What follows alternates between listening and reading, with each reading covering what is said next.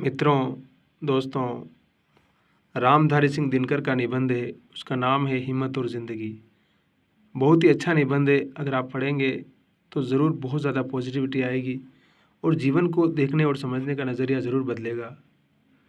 दिनकर वैसे भी ओजस्वी कवि के रूप में जाने जाते रहे हैं और उनकी उर्वशी पढ़ें, चाहे रश्मि रथी पढ़ें, उनकी संस्कृति की 4 अध्याय पढ़ें या बाकी ग्रंथ पढ़ें, तो कहीं न कहीं वो हमारे भीतर की निराशा को ख़त्म करने का काम करते हैं और हमारे भीतर एक पॉजिटिविटी कैसे आ सकती है। देखिए क्या कहते हैं वो, ज़िंदगी के असली मज़े उनके लिए नहीं हैं जो फूलों की छाँव के नीचे खेलते हैं और सोते हैं, बल्कि फूलों की छाँव के नीचे अगर जीवन का कोई स्वाद छिपा है तो वह भी उन्हीं के लिए हैं जो दूर रेगिस्तान से आ रहे हैं, जिनका कंठ सूखा हुआ, होंठ फटे हुए और सारा बदन पसीने से तर है।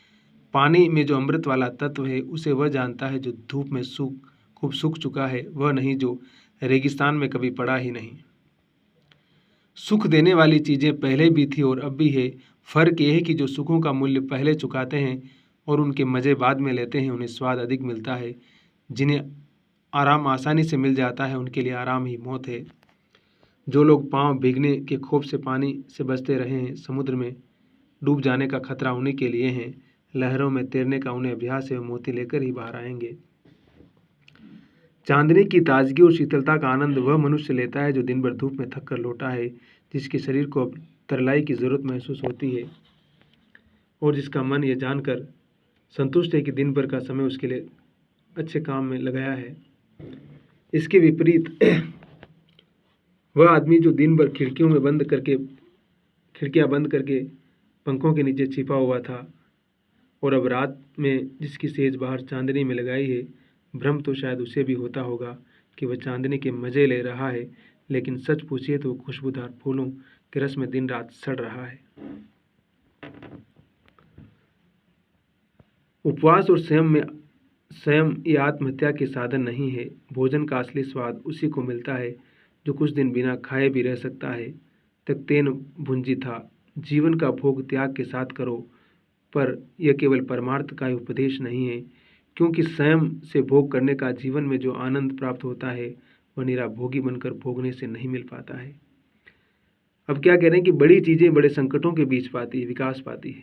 जीवन में कुछ बड़ा हासिल करना है तो संकट तो झेलना पड़ेगा ना भाई। बड़ी हस्तियां बड़ी मुश्किलों में पलकर दुनिया पर कब्जा करती है। अकबर ने 13 साल की उम्र में अपने बाप के दुश्मन को परास्त कर दिया था, जिसका एकमात्र कारण था कि अकबर का जन्म रेगिस्तान में हुआ था और वह उस समय जब उसके बाप के पास से कस्तूरी को छोड़कर और कोई दौलत नहीं थी। महाभारत में देश के प्राय अधिकांश वीर कौरवों के पक्ष में थे, मगर फिर भी जीत पांडवों की हुई, क्योंकि उन्होंने लाक्षागृह की मुसीबत झेली थी, क्योंकि उन्होंने वनवास के जोखिम को पार किया था। विंस्टन चर्चिल ने कहा है कि जिंदगी की सबसे बड़ी सिफत हिम्मत है। आदमी के और सारे गुण उसके हिम्मती होने से ही पैदा होते हैं। जिंदगी की 2 सूरतें हैं। एक तो यह कि आदमी बड़े से बड़े मकसद के लिए कोशिश करे, जगमगाती हुई जीत पर पंजा डालने के लिए हाथ बढ़ाएं, और अगर असफलताएं कदम कदम पर जोश की रोशनी के साथ अंधियारे का जाल बूंद रही है, तभी वो पीछे पाँव न हटाएं। दूसरी सूरत यह है कि वह उन गरीब आत्माओं का हमजोली बन जाए जो न तो बहुत अधिक सुख पाती है। हाँ सर, जस्ट प्लीज़ कम।